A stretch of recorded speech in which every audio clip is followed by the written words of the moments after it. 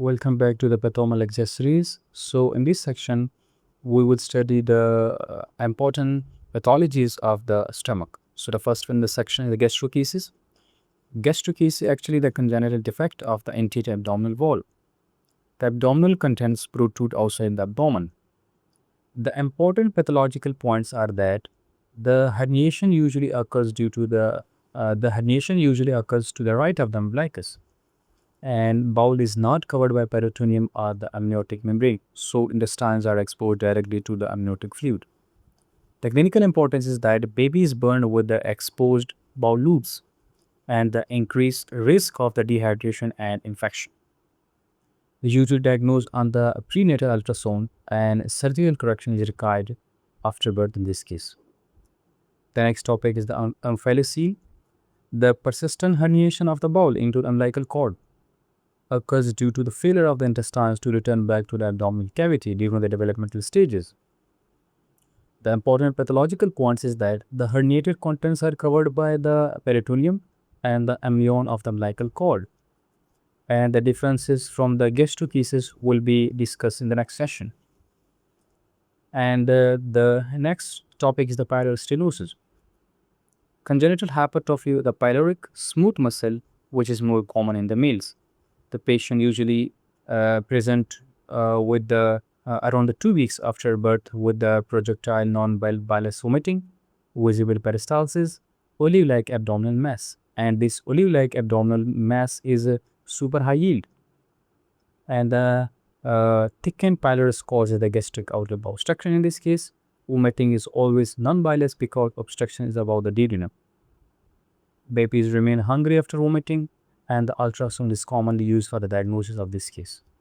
The treatment is always the surgical approach, and we will go for the pyloromyotomy. The next topic is acute gastritis, acute inflammation of the gastric mucosa due to the acidic injury. Pathogenesis is that occurs due to the imbalance between the mucosal defenses or the acidic gastric environment. The normal protective defenses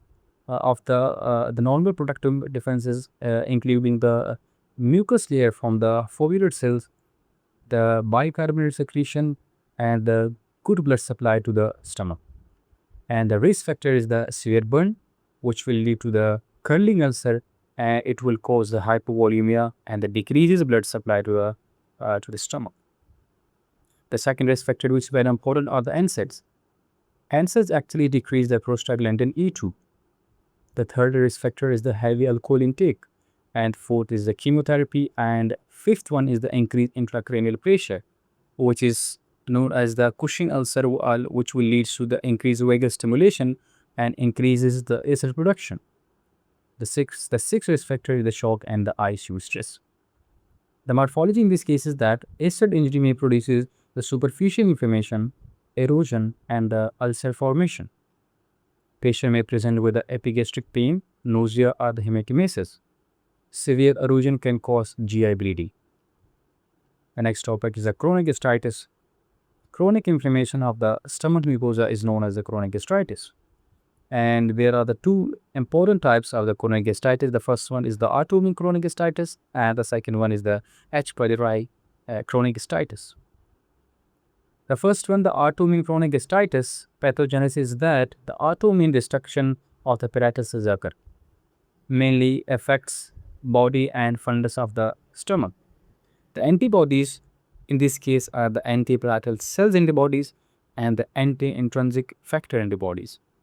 Important clinical feature in this patient is the mucosal atrophy with intestinal metaplasia, achlorhydria, and achlorhydria will causes the increased gastrin levels.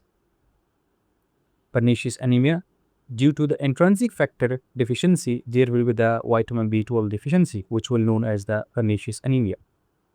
Increased risk of gastric adenocarcinoma, and patient can develop leucitis and the neurological symptoms due to the B12 deficiency. The next is the H. pylori chronic gastritis, most common cause of the chronic gastritis.